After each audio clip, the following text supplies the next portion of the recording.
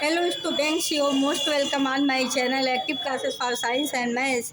Today in my physics class, I am going to teach dimensional formulas of the physical quantities.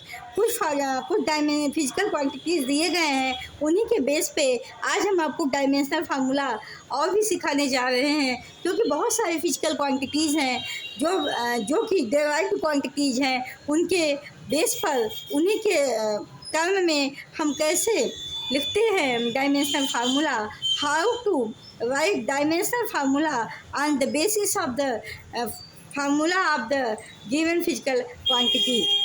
The formula of the dimensions of the given quantity is written as in the form of m power a, b l power b, t power c. तो in large bracket first है question number first को देखें, magnetic induction. Magnetic induction का मतलब होता है student, magnetic induction का formula होता है force upon current into length. Magnetic induction का फार्मूला होता है force upon current into length. Force के डायमेंशंस होता है एम एल टी पावर -2। कल हमने आपको प्रीवियस क्लास में इसको बताया था।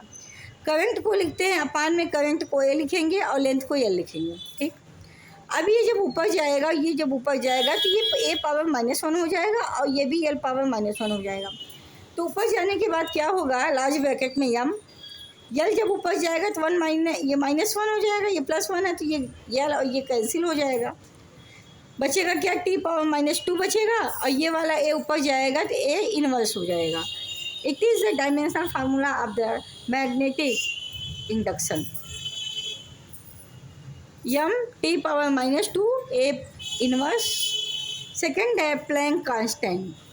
प्लैंक कांस्टेंट कैसे लिखते हैं, प्लैंक कांस्टेंट का फार्मूला होता है, इसीलिए आपको बता रहे हैं फार्मूला जानना बहुत ज़्यादा ज़रूरी है। अगर आप फार्मूला नहीं जानेंगे तो आप एक भी डायमेंशन आप बना नहीं पाएंगे, क्योंकि डायमेंशनल फार्मूला याद करना थोड़ा मुश्किल है।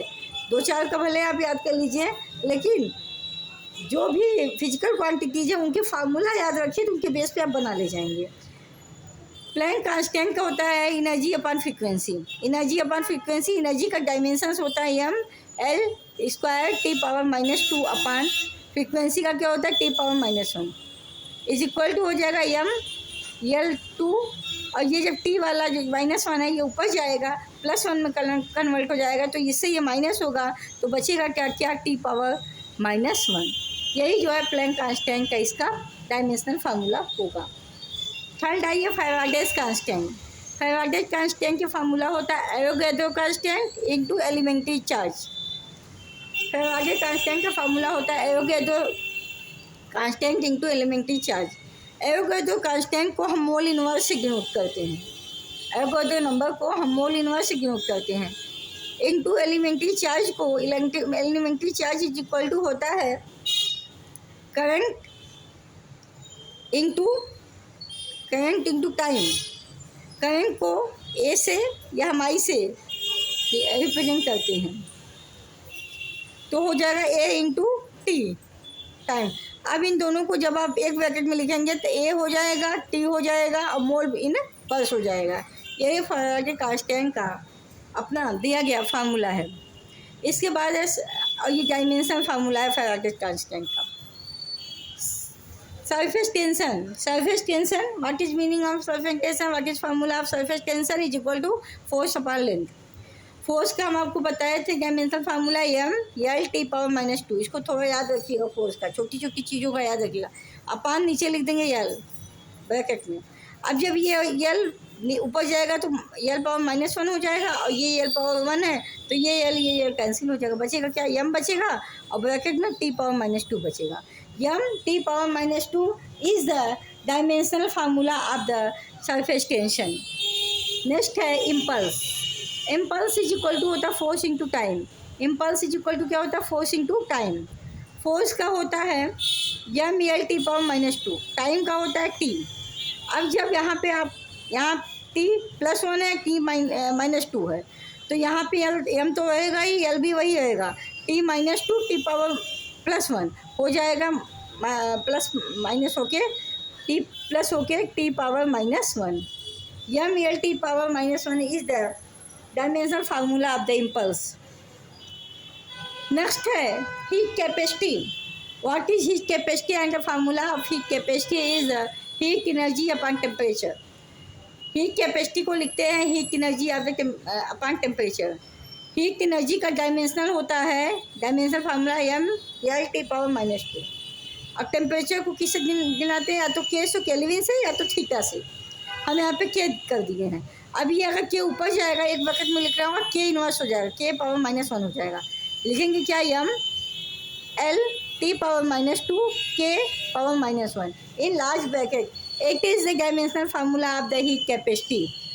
तो स्टूडेंट ये वीडियो जो आपको डायमेंशनल फार्मूलाज हमने निकालना बताया on the basis of formulas of physical quantities, इसको आप इसी टर्म में आप किसी भी फार्मूले से डायमेंशनल फार्मूला बना सकते हो.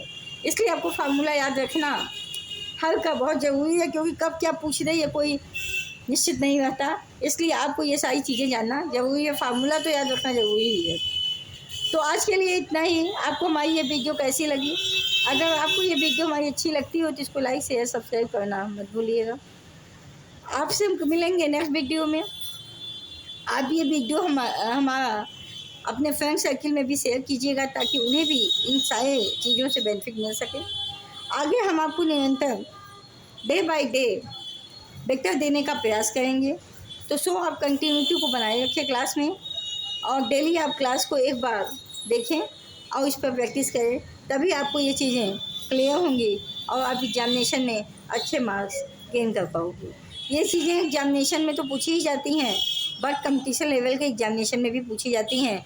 इसलिए इन सारी चीज़ों को जानना बहुत महत्वपूर्ण है आपके लिए. It is compulsory for you for any examination, in competition examination और एकेडमिक एग्जामिनेशन आल्सो. सो आज के लिए इतना ही. Be healthy, be happy in your life. Have a great day. Good afternoon. Thank you so much. मिलेंगे कल.